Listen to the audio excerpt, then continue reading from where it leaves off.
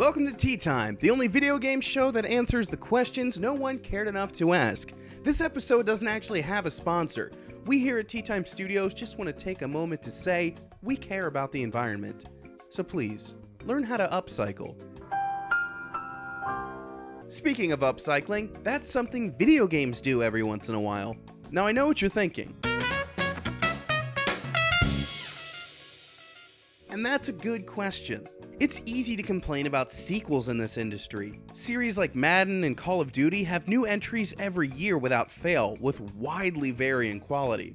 They recycle their mechanics year on year. But an upcycled game takes the old and makes it feel new.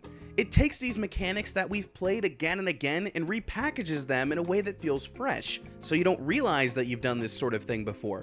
We're going to talk about Shovel Knight, Bloodborne, and the brand new Horizon Zero Dawn. But before we get into all that, I have to bring out my guest. She's a very environmentally conscious person, and I expect she'll have some real insight here. It's Dr. Jill Stein.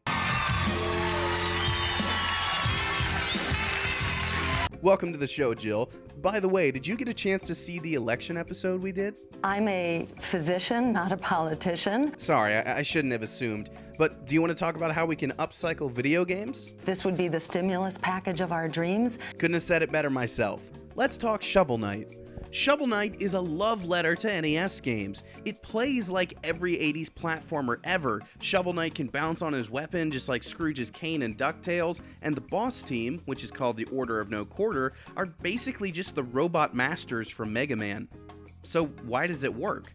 Because while the platforming is familiar, it's covered in a medieval theme featuring castles and graveyards and workshops, each one modeled after one of the Order of No Quarter.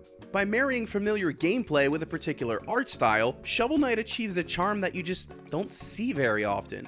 And that definitely beats all those brown and gray apocalypses. Because it's the mother of all illnesses. That's a bit harsh, but I get what you're saying. Next game. Bloodborne came after Demon Souls, Dark Souls, and Dark Souls 2. So by that point, we'd all become familiar with the series, some of us had gotten sick of it, and others had conquered every challenge and wanted something fresh. So here comes Bloodborne, which takes the Souls gameplay but removes the ability to block. Now spellcasting and tank play styles aren't available, and the whole game speeds up because everyone is essentially a rogue with a different weapon. Then you take the player out of the fantasy world, drop them into the Victorian era, and mix in some eldritch horror. And just like that, you get a game that plays largely the same, but with a few mechanics swapped out and a new coat of paint.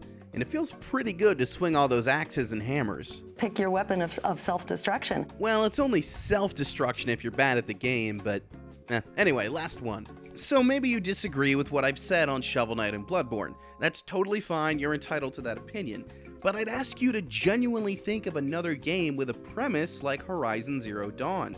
It's a post-apocalyptic game. So there's a bunch of giant robot dinosaurs walking around, humanity has already met a terrible fate, and what's left of them are reverting back to caveman days. In a world where it seems like every other game is set in the middle of the apocalypse, we finally get to see what comes next.